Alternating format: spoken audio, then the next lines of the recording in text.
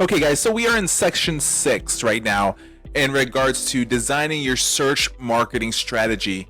And we're going to be talking a little bit more about SEO or search engine optimization. So let's go ahead and get started with this particular section. So algorithm updates, semantic markup, search intent. These are words we need to pay attention to, right? But one thing is for sure, search marketing ain't what it used to be. Luckily, all these changes are good news for digital marketers like us because we're not trying to game the system. And when you're an honest marketer trying to deliver real value, you're building a solid foundation for search marketing success. That being the case, search marketing can help you boost your website's traffic and visitors' trust, while supporting your other digital marketing disciplines as well.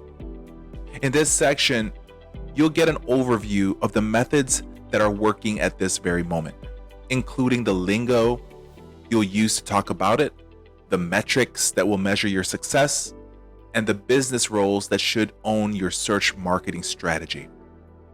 Before we look into details, let's cover a few foundational principles. First, SEO is a broad field divided into two big sections. The first section is the structural, or what we call the technical side. People in this camp focus on the technical details of your website rather than the quality of your content. The second one is the content side of things. People in this section know how to create well-optimized content, knows how to build links, and also boost social shares. So which section is the best? There's no contest between both of these. To succeed at search marketing, you need both. When you need to create link assets or get more backlinks, you need an SEO content specialist. But if Google doesn't seem to see those assets and you're not ranking, you've likely got a structural issue, so you need an SEO technician. Another thing to keep in mind is that SEO, or search engine optimization, isn't a once and done task. Hundreds and thousands of websites are constantly battling for the number one spot in search for engines for their target keywords. And securing the spot is kind of like playing the kids game, or what we call King of the Mountain. You may knock off the guy who's sitting there now, but someone is coming behind you, trying to knock you off as soon as you get there. Which means your content needs to be finessed, updated, and promoted in rise in the search engine result page, or as we know it as SERP or SERP, and secure your top ranking spot. Meanwhile, everything needs to be working right from a technical perspective. Finally, search constantly changes. Google's algorithm is static. It's based on artificial intelligence and it's learning more every day. As a result, the rules change as well. The tactics you use today won't be the ones you use next month or even year from now. And that's perfectly fine. Expect to continue learning and adjusting the tactics you use. Don't resist, just accept it as a part of the process, because the only way to win at this game is by following the rules. Search has evolved more than any other marketing discipline. Today, you must know the rules of search. Otherwise, you can hurt rather than help your brand. So let's start by reviewing the methods that are working well today. Today, search is mobile. People are conducting searches from their mobile devices. That means your pages must be easily accessible from the phones and tablets as well as computers. It is important to adopt a mobile-first mindset. As mentioned earlier, if your site isn't set up right, Google will not even see you. But once your structural issues are resolved, you'll focus mostly on content and basic on-page optimization. The key to SEO is simply to build a better page than anyone else on the web. For each search query, Google wants to put the absolute best page at the top of the SERP or SERPs. So your page needs to be the most relevant and the closest match for a searcher's intent. How do you do that is the question, right? Well, you research what's already ranking for your target keywords and build something 10x better than those pages. That's strictly it. There's no hack, there's no easy button to press, just a lot of hard work. But on a positive note, if your content is 10 times better than anything else on the web, your pages will rank. Today, search is what we call white hat SEO or white hat marketing. Gone are the days of what we call keyword stuffing or keyword rich. You must do what Google wants, and what they want is to provide a superior experience for their users. Old style gray hat or black hat SEO tactics were borderline illegal, and they're definitely unethical. So that's not the approach we're going to take. The tactics we cover will give you a sustainable business that's reputable and trustworthy, and honestly, it's the only way to grow your business long term. Today, search is everywhere. What comes to mind when the topics of search marketing comes up? Google, right? That's what comes up when you think search. Well, they're the premier search engine, but be aware, they're not the only search engine around. There's YouTube, which is the second largest search engine, owned by Google, of course. Amazon is a search engine. Pinterest is. Yelp is. You still have Yahoo. You still have AOL.com that still exists. Some people still, I think, use those. Today, every channel that uses search as an algorithm that you can learn and leverage for success. That means you aren't limited to optimizing just for Google alone. It may be more lucrative for your business to focus on Google Maps or iTunes. So let me explain this. Google search bots are incredibly smart, which makes it hard to rise to the top of the SERPs. But most other search bots, think Amazon, Yelp, or Pinterest, are less complex and easier to understand. Not only that, there are likely fewer people competing for their top spots, so it's an easier game to win. We tend to equate search marketing with Google, but there's a lot more to it than that. Search marketing is about producing the right content and publishing it on the right channels to attract the right customers. Then doing what it takes to make your content rise to the top, whether that's for Google or for any other channel. Approaching it this way, you're taking the search game to a smaller playing field. While there may be fewer people searching those other channels, you'll create content that's optimized specifically for them. Today's search is about more than traffic. When it comes to SEO or search engine optimization, we talk about winning, ranking, and beating out the competition. You think that ranking at the top of Google or whatever channel you're using is your top goal for search marketing, but it's not. You can't pay your bills with ranking, and you can't take traffic to the bank. In reality, those metrics are just fluffy. The real question is this: are you making money from your search? The reason we do search marketing is to get more leads and sales, right? So in the next section, we'll talk about the simple 6-part model for doing just that. There are 3 main stages in search marketing, each with 2 priorities. Let's take a look at what they are, and then we'll look at the entire 6-part system in action. So the first stage is where intent and context is located. SEO starts with user intent. What do we mean by that? Essentially, everyone who types a query into Google search is looking for something, regardless of the keyword they use. They have specific intent. But that intent exists within the context of what they're doing and what they want or need. Both the intent and the context are critically important for you to understand. So let's say, for example, I'm hungry. That's my intent right now. I'm hungry. So I'm going to use Google to do a search. So what my context is about on my intent for being hungry is that I need to be able to find out what are the restaurants that are close by, because I need to take care of this hunger that I have. Let's say, for example, I'm worried is my intent, right? I'm searching Google because I'm worried right now. Well, what am I worried about? What's the context of me being worried? Well, it could be because, you know what? Something's growing in my skin, in my back, that I need to know what's causing it or how I can solve it or cure it, right? Or let's say, for example, I'm stuck at this moment, right? That's my intent.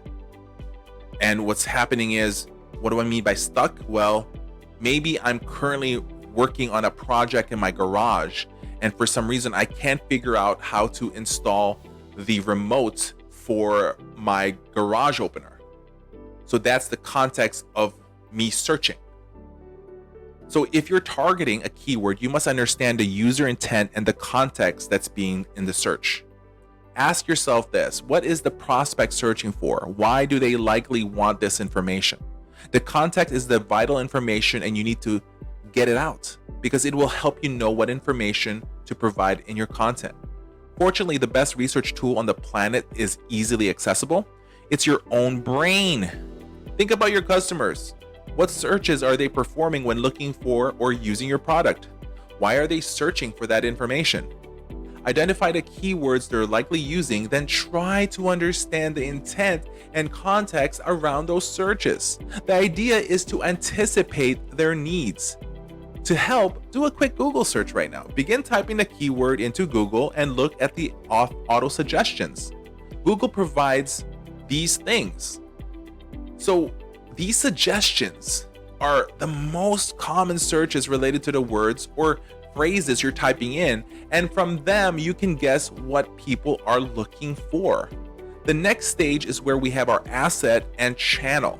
Once you know the information people are looking for and why they likely want that information, that's the context, you need to build a unique asset for each of those needs. This stage of the process is all about what we call content creation. Before you start, ask yourself these questions. What keywords or intent am I targeting? What asset will satisfy that search? Where should the asset live? Okay, that's the channel. So think about that. Let's say the query is, I don't know, start a motorcycle club. The asset could be a blog post, since people are searching for blog posts on Google. And the channel that you can optimize it for could be, I don't know, YouTube, your website, video, depending on what channel you want it to do or where you want it to go. Now, the third stage is where we have optimization and ascension. So at this point, you've created the assets to address specific search queries and you're ready to upload them to their appropriate channels. Now it's time to optimize it for each channel's search algorithm and develop your customer ascension plan. For this, you'll need to answer these questions. How will the prospect find this asset? What is the next step in the customer's journey? Traffic isn't your end goal. Remember that, guys. Your ultimate goal is to create leads and sales. So you always need to tell visitors what their next step will be. And those directions need to be built into the asset. Most search engine optimization training out there focus solely on traffic. The goal is primarily to rank at the top of Google. But as you can see, people are searching for information in multiple channels, so there's no reason to limit yourself. If ranking on page 1 for Google isn't possible, maybe ranking in Pinterest at number 1, or maybe ranking in YouTube at number 1 might be a better option. Always understand that traffic isn't the end goal here, guys. Conversion is the main goal. So think beyond traffic and look at revenue. Clearly promote your ascension path within your assets, spelling out what they should do after consuming your content. Let's move on to, lingo. What is the language that you need to speak as a marketer? What do marketers and how do marketers talk? What are the terms you need to know as an SEO, as a search engine optimization? So these are some 4 terms that will give you a solid foundation for talking about search engine marketing. And also we're going to go deeper into these words as well, right? So the first one is technical SEO. Technical SEO is about optimizing the structure and code of a website so that search engines like Google can find, understand, and send traffic to that site. This is a smart focus if you're technically minded. Technical SEO are skilled at tweaking code, setting up servers, and finding the technical issues that keep a search engine spider from understanding what your site is about. So when are technical SEOs called in? Most websites use a good content system like WordPress or Shopify. Both are built with solid technical SEO in place. So right out of the box, your technical SEO will be really good. But as a site gets bigger, especially if more than one person can make changes to the site, it's almost guaranteed it will develop technical SEO problems at some point. Site hacks are another issue that technical SEOs can help with. Google won't send you traffic if your site gets hacked, and they'll put you in the penalty box until the issue can get resolved. That's just 2 scenarios, but there are countless technical issues that can keep your site from performing well in search engines. That's why technical SEO is such an important thing. When you remove the tech problem, your search position can get an immediate boost. Let's talk about intent. Intent is where a person's goal when typing a search query on the web. What information are they looking for? What are they hoping to achieve with that information? If you know your customer's intent, you'll be able to find the keywords that are most relevant to your business. Make a list of the reasons people might buy or use your services. Those, my friends, are your top keywords. Let's talk about assets. It's the content produced to satisfy the intent of a customer or prospect. It may include blog posts, product pages, social media profiles, podcasts, videos, and many more. Once you know the intent of a customer's search, you need to design an asset to satisfy that intent, which moves us into channel, right? This is the digital home of the asset, designed to meet the intent of a customer or prospect. Assets might live on a website or blog, but they may also live in a large content hubs like Amazon, Pinterest, iTunes, YouTube, TripAdvisors. From channel, we move on to metrics. What are the metrics that will help you track and improve your search marketing? So here are 4 to start with. That's your TCR, which is your traffic channel report. In Google Analytics, this is the first report we typically look at when we get access to a site for a client. It tells you a lot of high-level information. You will find out where the channel is hurting. Are the traffic sources relatively balanced, or does traffic come from just 1 or 2 channels? When sites don't do search marketing, their traffic tends to come from direct or email. Once search marketing has been implemented, you'll begin to see more balance in here. Let's talk about quality and quantity of backlinks. You want to run this report monthly or quarterly to track how many websites are linking to your site. That's what we call a backlink. That number should be trending upwards with more and more quality sites linking to you. Moving on to keyword ranking. Once you've identified the keywords you want to rank for, you need to track your positions for those keywords. For this, you can use the keyword rank checker. Just type in your keyword and see where you rank. You can also see who's outranking you. To make your page rank better, review their content, look at your competition, and then update yours to be 10 times better. Let's move on to the roles and who has responsibility for search marketing. You have your content team. Search and content go hand in hand, guys. Understanding SEO will help your content team bring more organic traffic from multiple channels. Then you have your tech teams, or your IT. Technical SEO is your tech team's domain. It's where they live and where they succeed. If they don't have training in technical SEO, they're probably throwing up some speed bumps that keeps you from ranking well in the search. So sum things up. Let's sum things up here. Search marketing doesn't happen in a bubble. Ideally, it will integrate with every aspect of your marketing, from customer research to content creation to customer value optimization. Now, we provided a good overview of how you can do this, but it's a lot to take in at once. The good news is you'll get better over time. Just start where you are, and over time, you'll see improvements in your page rank and traffic. In the next section, the next video section,